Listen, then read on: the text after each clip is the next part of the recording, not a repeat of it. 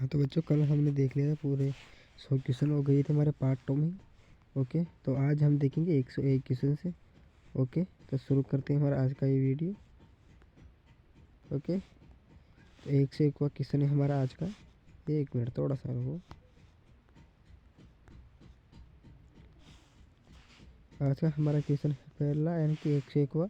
किसने कहा मध्य रात्रि के टकोर पर जब संसार होता है क्या है किसने कहा मध्य रात्रि के टकोर पर जब संसार होता है भारत अपने जीवन और स्वतंत्रता के लिए उठेगा। तो कहा था जवाहरलाल नेहरू जी ने। ओके अगला प्रश्न है दूसरा।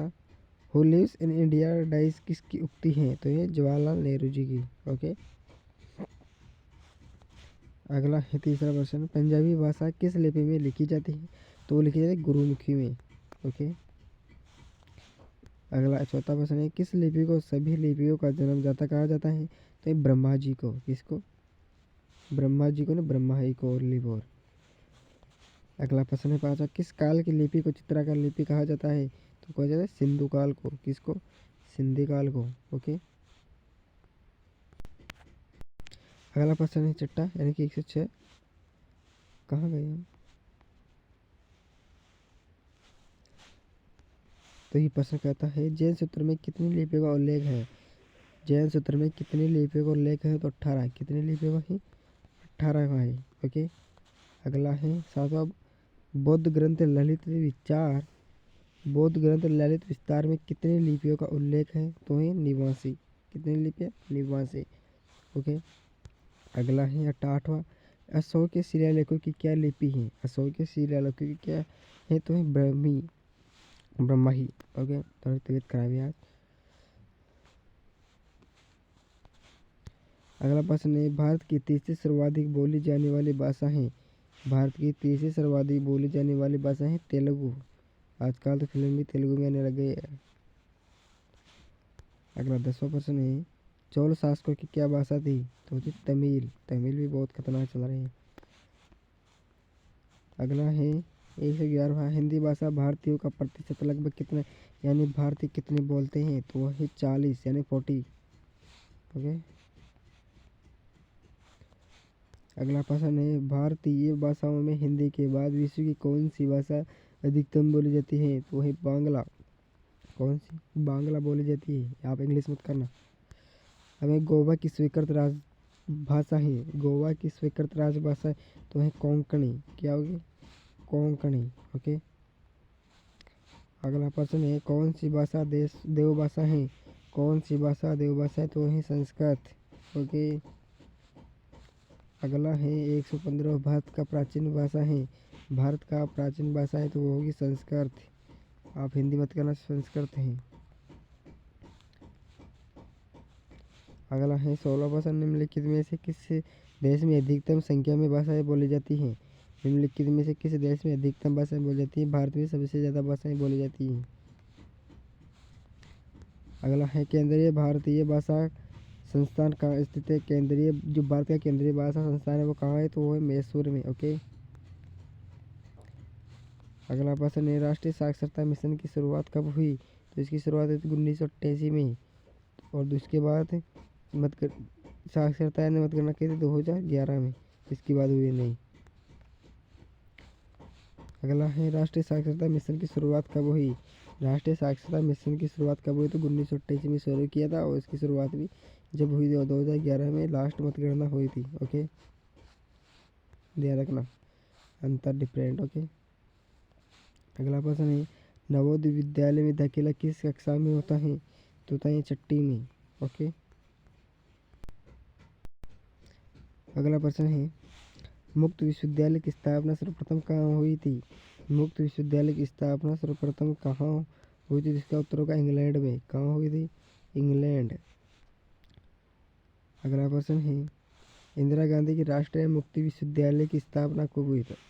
इसकी स्थापना हुई थी 1985 में। कब? 1985 में। अगला प्रश्न है इंदिरा गांधी राष्ट्रीय मुक्त विश्वविद्यालय का मुख्यालय कहाँ है? तो है नई दिल्ली में। कहाँ होगा? नई दिल्ली में।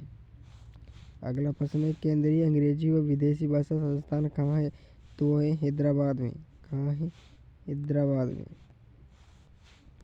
अगला प्रश्न है भारतीय पशु चिकित्सा अनुसंधान संस्थान कहाँ स्थित है? बहुत इंपॉर्टेंट है, तो वहीं इज्जत नगर में। कहाँ है? इज्जत नगर में भारतीय पशु चिकित्सा अनुसंधान केंद्र कहाँ स्थित है? ओके।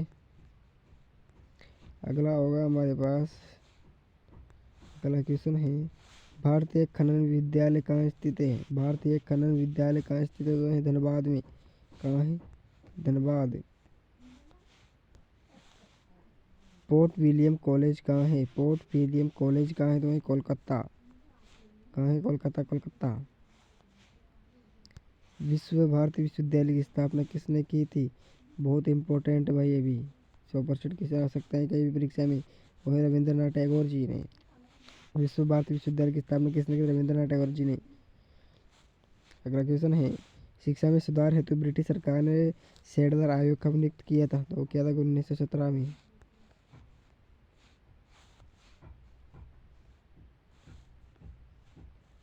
अगला क्वेश्चन है मुगल काल में किस भाषा का रक्ता कहा गया? एक मिनट, दिख नहीं रहा। मुगल काल में भारत किस भाषा को रेगिस्तान कहा गया? तो वह उर्दू। कौन सी भाषा को? रेगिस्तान को।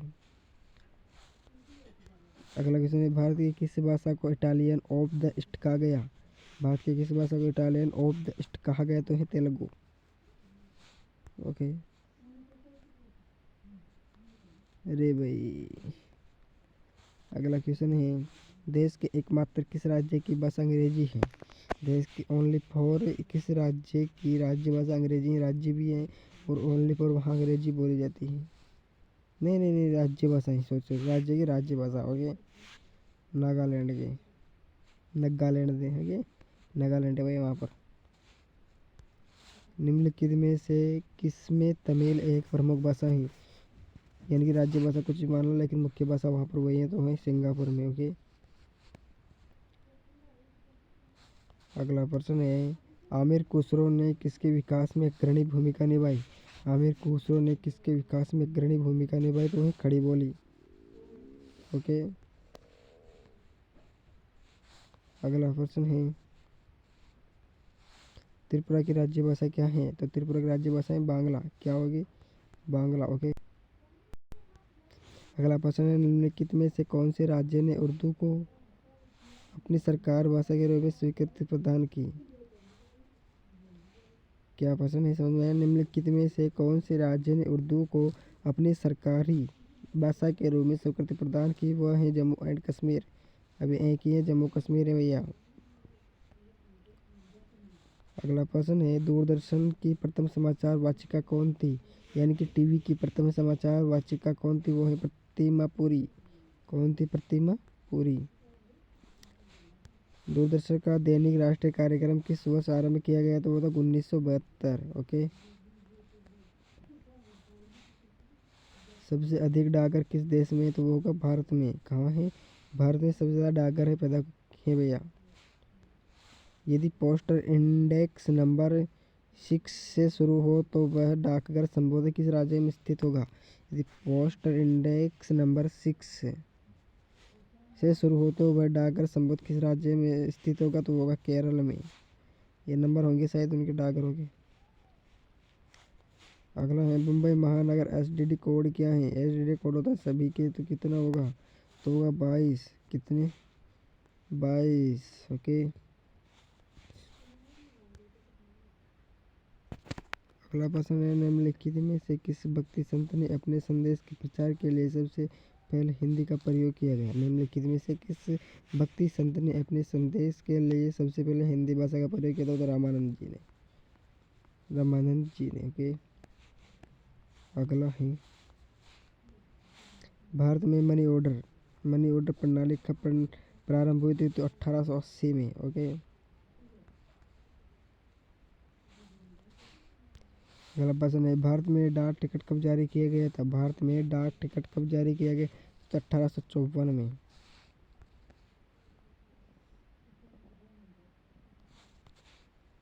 अगला प्रश्न है इंदिरा गांधी राष्ट्रीय मानव संग्रहालय कहाँ है?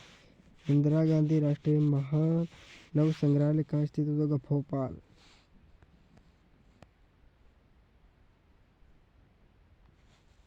अगला प्रश्न है भारतीय सर्वेक्षण विभाग कहाँ है? भारतीय सर्वेक्षण विभाग का मुख्यालय कहाँ है? तो है देहरादून में। ओके।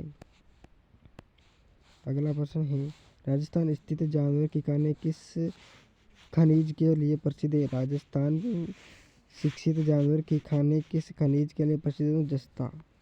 किसके लिए है? जस्ता। अगला है धार्मिक कविताओं का संकलन कुरल किस भाषा में है? धार्मिक कविताओं का संकलन कुरल किस भाषा में? तो है तमिल में। ओके। अगला है विधायिका को किस प्रकार की सरकार में कार्यपालिका से अधिक प्राथमिकता मिलती है? विधायकों को किस प्रकार की सरकार में कार्यपालिका से अधिक प्राथमिकता मिलती है? तो ये संसदीय सरकार। ओके। अगला लास्ट एंड फाइनल क्वेश्चन है आपका अनवार ए सुहेली ग्रंथ किसका अनुवाद है? अनवार ए सुहेली ग्रंथ किसका अनुवाद है? तो वह पंचतंत्र है। किसका है? पंचतंत्र। ओके। तो ये आपके पूरे 50 क्वेश्चन कंप्लीट हो चुके हैं आज के। कितने? 50 पूरे मिलाकर 150 क्वेश्चन कंप्लीट हो चुके हैं पार्ट 3 तक। ओके। तो सबसे पहले आपको ये कहना है कि अच्छी तरह से जीके क्वेश्चन आप पढ़ते रहिए। ओके। ये पीडीएफ मैंने तैयार किए हैं, आपको पीडीएफ मिल नहीं सकता कुछ दिनों के लिए, और आपको एक पीडीएफ पूरे वीडियो में एक साथ एक वीडियो में बता दूंगा। ओके। तो इस प्रकार से आपको क्वेश्चन तैयार करना है और इसे आपको पढ़ना है। ओके बच्चों, मिलेंगे कल दूसरे अगले वीडियो में।